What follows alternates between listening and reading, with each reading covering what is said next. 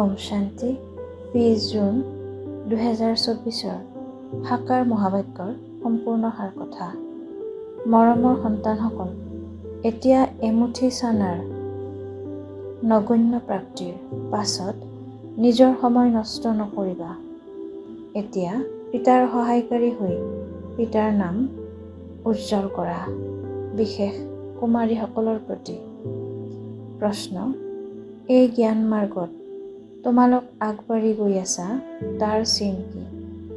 উত্তৰ, যিসকল সন্তানৰ শান্তিধাম আৰু সুখধাম সদায় স্মৃতিত থাকে, স্মৰণ কৰাৰ সময়ত বুদ্ধি ক'তো ইফালে সিফালে ঘূৰি নুফুৰে, ব্যৰ্থ বুদ্ধিত খেয়াল নাহে, বুদ্ধি একাগ্ৰ হয়, কলমতিয়াই নাথাকে, সীমাহীন আনন্দত থাকে, তেন্তে ইয়াৰ দ্বাৰা সিদ্ধ হয় যে আগবাঢ়ি গৈ আছে।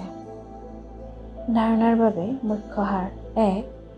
চানামুঠি নগণ্য প্ৰাপ্তি এৰি পিতাৰ পৰা বিশ্বৰ বাদশ্বাহী ল'বলৈ পুৰা পুৰুষাৰ্থ কৰিব লাগে। কোনো কথাত ভয় খাব নালাগে। নিৰ্ভীক হৈ বন্ধনৰ পৰা মুক্ত হ'ব লাগে। নিজৰ সময় সঁচা উপাৰ্জনত সফল কৰিব লাগে। 2. এই দুখধামক পাহৰি শিৱালয় অৰ্থাৎ শান্তিধাম সুখধামক স্মৰণ কৰিব লাগে।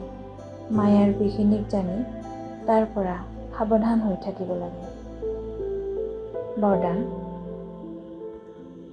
গীতাৰ পাঠ পঢ়োতা আৰু পঢ়াওতা নষ্টমোহা স্মৃতিস্বৰূপ হোৱা। গীতাৰ প্ৰথম পাঠ হৈছে অশৰীৰী আত্মা হোৱা আৰু অন্তিম পাঠ হৈছে নষ্টমোহা স্মৃতিৰ স্বৰূপ হোৱা। প্ৰথম পাঠটি হৈছে বিধি আৰু অন্তিম পাঠটি হৈছে বিধিৰ দ্বাৰা সিদ্ধি। সেয়েহে সকলো সময়তে প্ৰথমে নিজে এই পাঠ পঢ়া, তাৰপিছত আনক পঢ়োৱা। এনেকুৱা শ্ৰেষ্ঠ কৰ্ম কৰি দেখুওৱা যাতে তোমালোকৰ শ্ৰেষ্ঠ কৰ্ম দেখি অনেক আত্মাই শ্ৰেষ্ঠ কৰ্ম কৰি নিজৰ ভাগ্যৰেখা শ্ৰেষ্ঠ কৰি তুলিব পাৰে।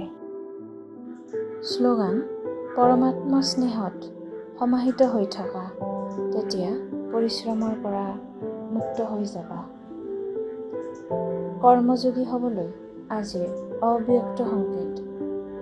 ফৰিষ্টা লোকত থাকি এই সাকাৰ লোকত কৰ্ম কৰিবলৈ আহা। কৰ্ম কৰিলা, কৰ্মযোগী হৈ আকৌ ফৰিষ্টা হৈ যোৱা। এইটোৱে অভ্যাস কৰি থকা। সদায় যাতে এইটোৱে স্মৃতিত থাকে যে মই ফৰিষ্টা লোকৰ নিবাসী, অব্যক্ত ফৰিষ্টা, ধৰণীৰ নিবাসী নহয়, আকাশ নিবাসী। ফৰিষ্টা অৰ্থাৎ এই বিকাৰী লোক অৰ্থাৎ বিকাৰী দৃষ্টি বা বৃত্তিৰ পৰা সিপাৰে নিবাস কৰোঁতা। ওম শান্তি।